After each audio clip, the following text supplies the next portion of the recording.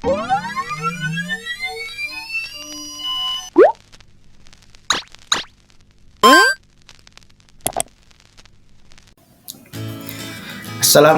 warahmatullahi wabarakatuh. Selamat pagi anak-anak. Selamat bertemu kembali dalam mata pelajaran pendidikan agama Islam. Nah, pada pertemuan kali ini kita akan membahas tentang rukhsah, kemudahan dari Allah Subhanahu wa taala untuk beribadah kepadanya.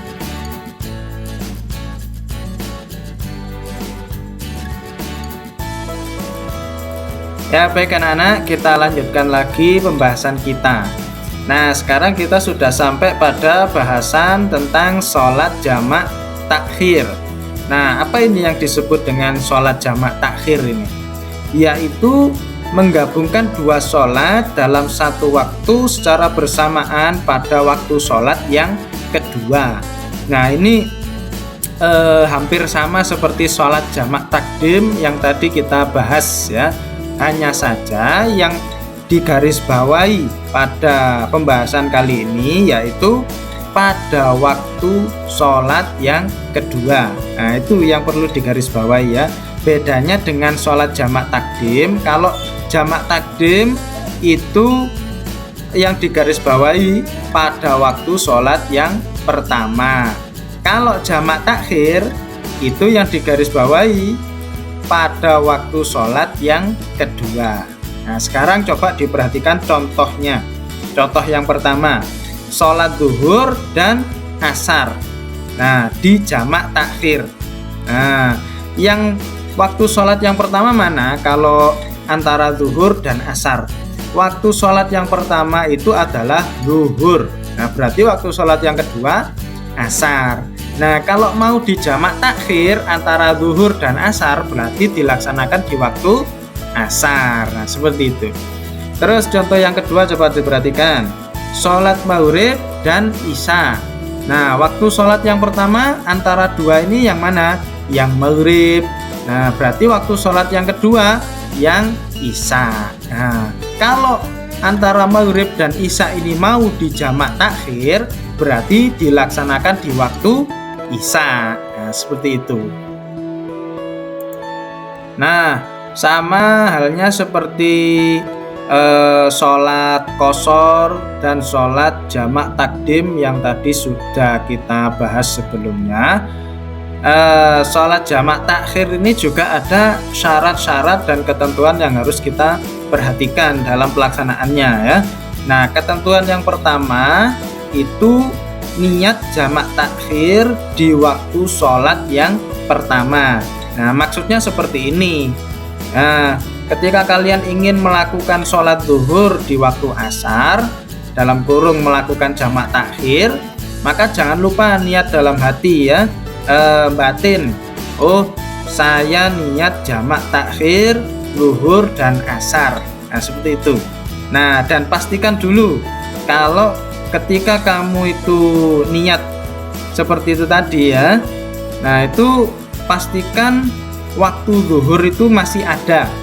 Nah, berarti misalkan kamu sedang ziarah wali terus ingin menjamak takhir antara zuhur dan asar, nah berarti selagi waktu zuhur itu masih ada, nah ini harus menyempatkan diri untuk niat di dalam hati.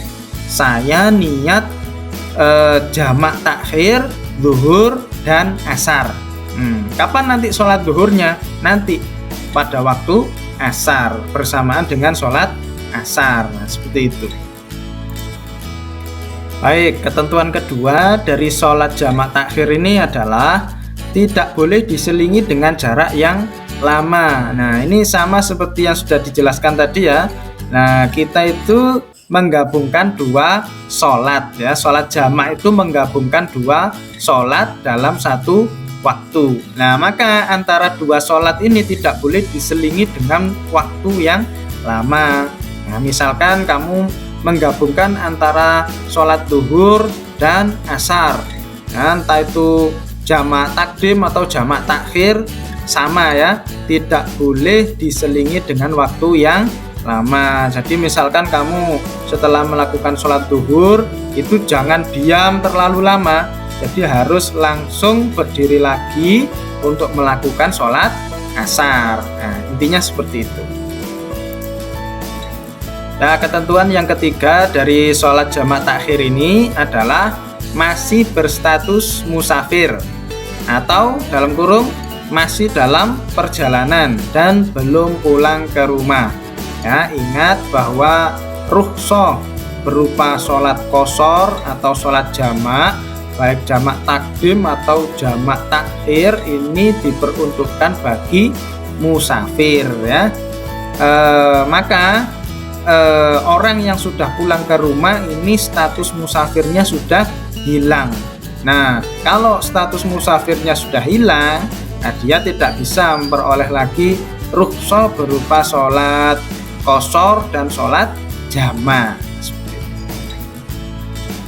Nah, ketentuan yang keempat dari sholat jamak takhir ini adalah niat jamak takhir di dalam hati bersamaan dengan takbiratul ihram. Nah, sama seperti tadi ya. Intinya niat itu di dalam hati. Ya, adapun kamu melafalkan niat usolli fardhu zuhri dan seterusnya itu hukumnya sunnah.